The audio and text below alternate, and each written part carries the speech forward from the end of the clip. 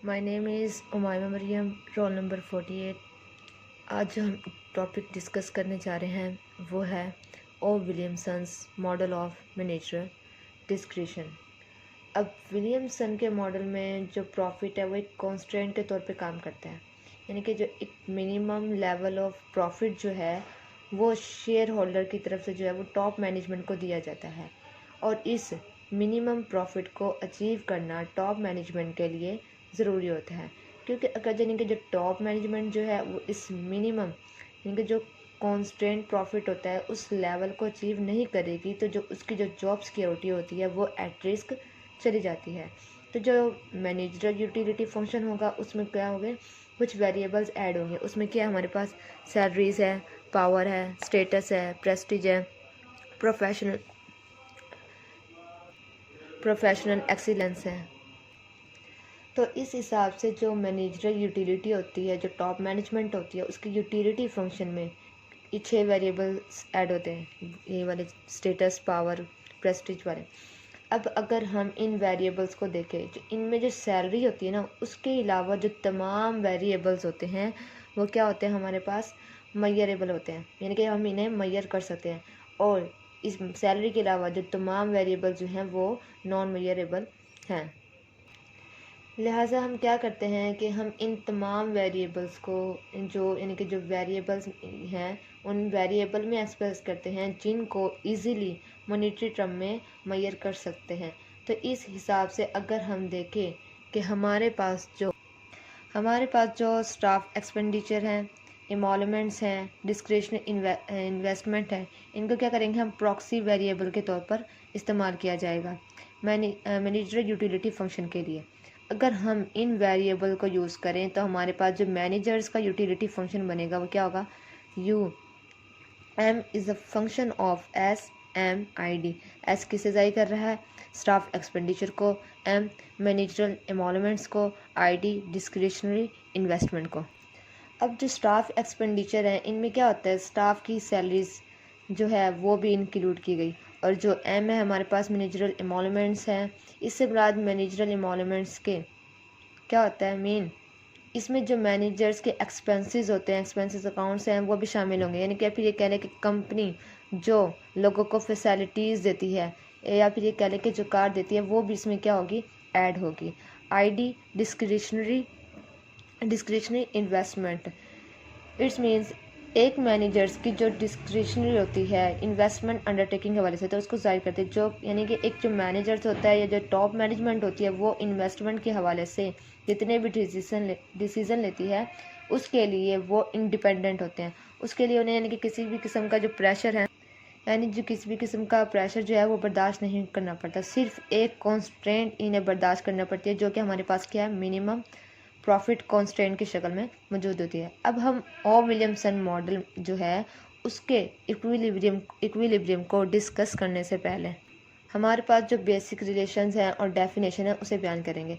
अब जो ओ विलियमसन के इक्विलिब्रियम को डिटरमिन करने में, जो कि क्या करती है, ओ विलियमसन के मॉडल को इक्विलिब्रियम डिटरमिन करने में सपोर्ट करेगी। अब अगर विलियमसन मॉडल जो है इसमें हम डिफरेंट रिलेशन और डेफिनेशन को देखें तो इसमें हमारे पास जो सबसे पहले जो रिलेशन आता है वो हमारे पास क्या है, डिमांड फंक्शन होगा, the demand of the firm. We assume that firm has a we assume that firm has a non-downward sloping demand curve defined by the function। यानी एक जो डाउनवर्ड स्लॉपिंग कर्व होता है वही फर्म फेस कर रही होती है। अगर हम डिमांड फंक्शन की फंक्शनल फॉर्म बनाए तो हमारे पास क्या आएगा, x is a function of P, price, staff expenditure and condition of the environment. अब अगर हम इस डिमांड फंक्शन में जो डिफरेंट वेरिएबल्स हैं उनके रिलेशनशिप देखें, अब हमारे पास क्या है, डिफरेंट फंक्शन, प्राइस है, स्टाफ एक्सपेंडिचर है, कंडीशन ऑफ द इन्वायरमेंट। अगर हम इसे जो डिफरेंट वेरिएबल्स हैं उनके रिलेशनशिप देखें तो हमारे पास जो आउटपुट का, यानी कि अगर हम आउटपुट का प्राइस के साथ रिलेशनशिप देखें तो हमारे पास क्या बनेगा, नेगेटिव होगा। हमने एक्स प्राइस, हमने जो आउटपुट के साथ रिलेशनशिप देखना है तो हमारा एक्स क्या होगा, उधर चले जाएगा। अब हमने क्या करना है, प्राइस का फंक्शन बना P is a function of output, staff expenditure, condition of the environment. अगर हम इसका पार्शियल डेरिवेटिव लें तो हमारा क्या आएगा, partial derivative price with respect to partial derivative output greater than zero. इस तरह अगर हम स्टाफ एक्सपेंडिचर और कंडीशन ऑफ इन्वायरमेंट है उसका रिलेशनशिप देखें प्राइस के साथ, तो हमारा क्या आएगा, इसके साथ रिलेशनशिप हमारा क्या होगा, पॉजिटिव होगा। अगर हम ये जो स्टाफ एक्सपेंडिचर है और कंडीशन ऑफ द इन्वायरमेंट उनकी शिफ्टिंग देखें तो शिफ्टिंग वेरिएबल्स के तौर पर आता है, क्योंकि इनमें जो इजाफा होता है मतलब कि जो हमारा स्टाफ एक्सपेंडिचर है वो क्या होगा, इंक्रीज़ करते हैं, और जो कंडीशन ऑफ द इन्वायरमेंट है वो बेटर होती है। तो ये दोनों जो है ना वो क्या करते हैं, डिमांड कर्व को अपवर्ड शिफ्ट कर देते हैं। यानी कि जो हमारा अगर स्टाफ एक्सपेंडिचर इंक्रीज बढ़ेगा तो हमारा कंडीशन ऑफ द इन्वायरमेंट भी बढ़ जाएगा, अगर हमारा स्टाफ एक्सपेंडिचर कम होगा तो जो कंडीशन ऑफ द इन्वायरमेंट होगा कम हो जाएगा। इनमें क्या हो रहा है, पॉजिटिव रिलेशनशिप है, और ये क्या करती हैं, डिमांड को अपवर्ड शिफ्ट कर देती हैं, जिसकी वजह से जो प्राइस होती है वो भी बढ़ जाती है। अब हम इसको मैथमेटिकली देखें, partial derivative price with respect to partial derivative staff expenditure greater than zero, partial derivative price with respect to partial derivative condition of the environment greater than zero। अब नेक्स्ट स्टेप में जो हमारे पास relationship है वो हमारे पास क्या है, दी प्रोडक्शन कॉस्ट। अब इसके नाम से जाहिर होता है कि ये वो कॉस्ट होती है जब हम डिफरेंट कमोडिटीज़ को प्रोड्यूस कर रहे होते हैं, डिफरेंट गुड को, तो उस वक्त जो हमें कॉस्ट बेयर करनी पड़ती है उसे हम क्या कहते हैं, production cost. The total production cost is assume to be an increasing function of output. जब हमारा आउटपुट बढ़ेगा तो हमारी जो प्रोडक्शन कॉस्ट होगी वो भी बढ़ जाएगी। जब हमारी आउटपुट कम होगी तो जो हमारी कॉस्ट ऑफ प्रोडक्शन होगी वो भी कम हो जाएगी। तो इसमें क्या हो रहा है, पॉजिटिव रिलेशनशिप आता है। नेक्स्ट स्टेप क्या है हमारे पास, actual profit. The actual profit is revenue from sales less the production cost and the less staff expenditure. Actual profit is equal to R किसे ड्राई कर रहा है, रेवेन्यू को, सी प्रोडक्शन कॉस्ट को, एंड एस किसे, स्टाफ एक्सपेंडिचर को। Next step है, नेक्स्ट रिलेशनशिप हमारे पास है reported profit. This is the profit reported to the tax authorities. It is the actual profit, the less managerial emoluments which are tax. Reported profit is equal to actual profit minus M, यानी कि managerial emoluments। अब जो हमारे पास actual profit होगा, हमने actual profit किसके equal था, R minus C minus S. अब हमने क्या की, एक्चुअल प्रॉफिट की जगह उसकी जो इक्वेशन थी वो पुट की, तो हमारे पास जो रिपोर्टेड प्रॉफिट आएगा किसके इक्वल आएगा, R minus C minus S, और ये माइनस एम। नेक्स्ट रिलेशनशिप है मिनिमम प्रॉफिट। ये एक कॉन्स्ट्रेंट होती है जो कि शेयर होल्डर की तरफ से टॉप मैनेजमेंट को दी जाती है, और जिसका असूल ये है कि जिनके जो टॉप मैनेजमेंट के लिए बहुत ज़रूरी होता है, क्योंकि अगर वो मिनिमम लेवल को अचीव नहीं करेगी तो उनको जो सिक्योरिटी रिस्क है वो बर्दाश्त करना पड़ता है। तो वो जो उनके पास जो रिपोर्टेड प्रॉफिट होता है वो लाजमी तौर पर ग्रेटर देन और इक्वली होना चाहिए किसके, मिनिमम प्रॉफिट के। और इसमें क्या करते हैं, हम टैक्स को भी ऐड करते हैं। T is equal to T plus T reported profit. T हमारे पास क्या है, ये अटोनमस है, और ये क्या है, marginal tax rate, mean profit per unit के हिसाब से कितना टैक्स पे करेगी। नेक्स्ट रिलेशनशिप है हमारे पास है discretionary investment. Discretionary investment is equal to reported profit minus minimum profit minus tax. Next हमारे पास जो रिलेशनशिप है वो है डिस्क्रिशनरी प्रॉफिट। अब हम विलियमसन के मॉडल को डिस्कस करेंगे, तो उस मॉडल को सिंपल देखने के लिए हम फर्स्ट स्टेज पर फ़र्ज़ करते हैं कि जो हमारी मैनेजरल एमोलमेंट्स हैं वो कहीं हो रही होती है, वो क्या होती है, ज़ीरो के बराबर है। तो इस हिसाब से हमारा जो एक्चुअल प्रॉफिट होगा और जो रिपोर्टेड प्रॉफिट के बराबर होगा। तो इस तरह से हम सिंपल विलियमसन मॉडल देखें कि किस तरह से जो मैनेजर्स होता है वो अपनी डिस्क्रिशनरी को जो है ना उसको मैक्सिमम कर सकते हैं। अब हम इसे क्या करेंगे, मैथमेटिकली करेंगे। मॉडल में हम देखते हैं कि अब हम कर रहे हैं विलियमसन का जो मॉडल है उसको देखेंगे। इधर फंक्शन बनता है u is a function of staff expenditure and discretionary investment. Subjectively हम देखें तो क्या होगा, प्रॉफिट ग्रेटर देन होता है और इक्वल होता है reported actual profit, sorry minimum profit plus tax के। अब अगर हम यहाँ देखें कि जो हमारा जो यूटिलिटी फंक्शन है उसको रीअरेंज करें तो उसमें जो हमारे पास डिस्क्रिशनरी इन्वेस्टमेंट होती है वो प्रॉफिट के साथ लिंक होती है। तो हमारा फंक्शन क्या बनेगा, you is a function of S actual profit minus minimum profit minus tax. T को हमने क्या किया, ऑटोनोमस फर्ज किया, मतलब 0 के बराबर। तो जो टी होगा वो क्या होगा, मार्जिनल टैक्स रेट होगा, जो कि क्या होगा, प्रॉफिट के बराबर होगा। अब इसको अगर यूटिलिटी फंक्शन में इंक्लूड करें तो हमारे पास जो मैनेजर्स का यूटिलिटी फंक्शन रीअरेंज होगा तो हमारे पास क्या आएगा, you is a function of S one minus T actual profit and minimum profit. अब विलियमसन को ग्राफिकली करें तो इसको हम दो कर्व की ज़रूरत पड़ेगी। पहला जो हमारे पास आएगा वो है in difference curve map of management और दूसरा है हमारे पास प्रॉफिट स्टाफ कर्व होगा। इन दोनों कर्व के ज़रिए हम फिर एक तीसरा कर्व बनाएंगे जो कि क्या होगा, हमारे पास इक्विलिब्रियम कर्व बनेगा जिसे हम इक्विलिब्रियम डिटरमिन कर सकते हैं विलियमसन मॉडल में। इन दोनों कर्व को इस्तेमाल करते हुए हम ग्राफिकली ये देखेंगे कि कैसे मैनेजर जो हैं वो कैसे इक्विलिब्रियम अटेन करते हैं और कैसे जो है वो डिस्क्रिशनरी इन्वेस्टमेंट है और जो स्टाफ एक्सपेंडिचर है इनके दरमियान कैसे इक्विलिब्रियम की कंडीशन हासिल हो सकती है। IS curve of managers, ISIC in difference curve shows combination of staff expenditure and discretionary investment which gives the same satisfactions to the managers।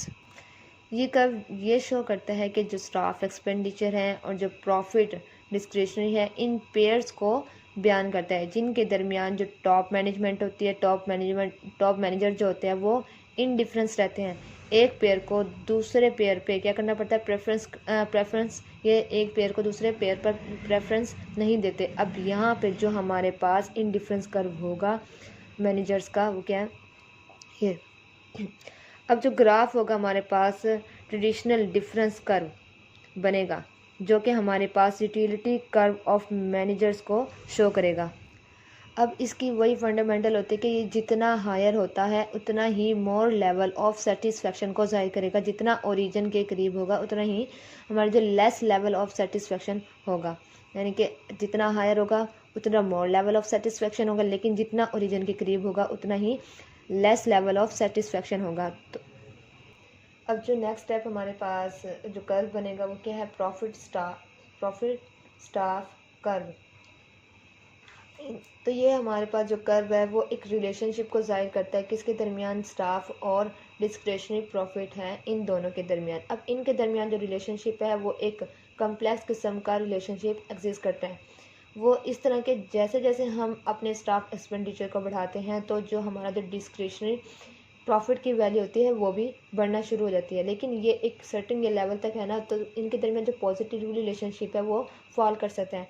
और जब प्रॉफिट जो होता है वो एक मैक्सिमम लेवल पे आ जाता है तो जब बाइंड डेट लेवल जब स्टाफ एक्सपेंडिचर को बढ़ाएगा तो इससे जो हमारा जो प्रॉफिट होता है उसकी वैल्यू में क्या होगा, कमी आना।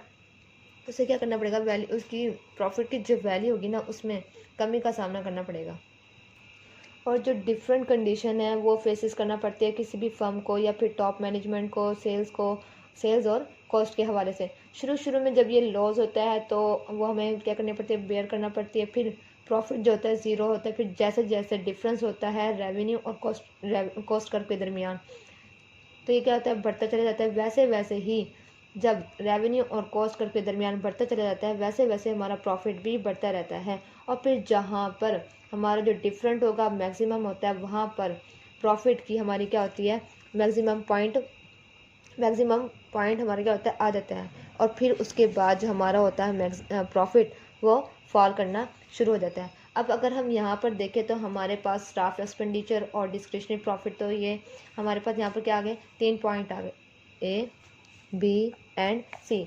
अब ए पर जो हमारा प्रॉफिट है वो क्या है, 0 है। जैसे जैसे हम प्रॉफिट को बढ़ाते हैं तो हमारा जो डिस्क्रिशनरी प्रॉफिट होता है वो भी बढ़ता है। अब पॉइंट बी के बाद जो हमारा स्टाफ एक्सपेंडिचर अब पॉइंट बी के बाद अगर हम स्टाफ एक्सपेंडिचर को बढ़ाते हैं तो हमारा जो डिस्क्रिशनरी प्रॉफिट होगा वो बढ़ने के बजाय गिरना शुरू हो जाता है। अब हमारे पास दो कर्व हैं, एक इंडिफरेंस कर्व और दूसरा जो हमने प्रॉफिट स्टाफ कर्व जो कि अब बताया।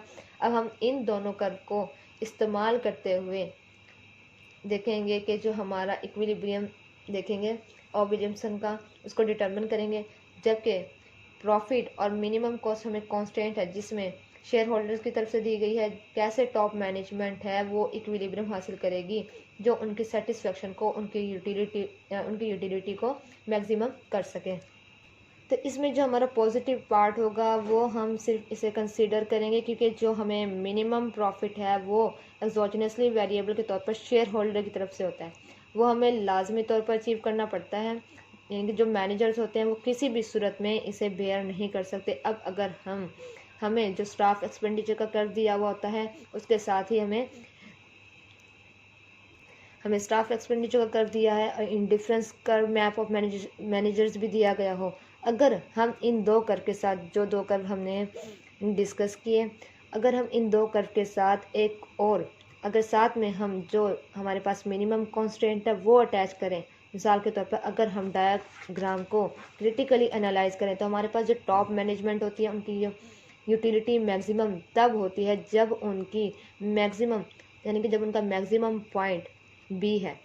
उनका मैक्सिमम पॉइंट क्या है? बी है। बी पॉइंट पर जो प्रॉफिट होता है मैक्सिमम है।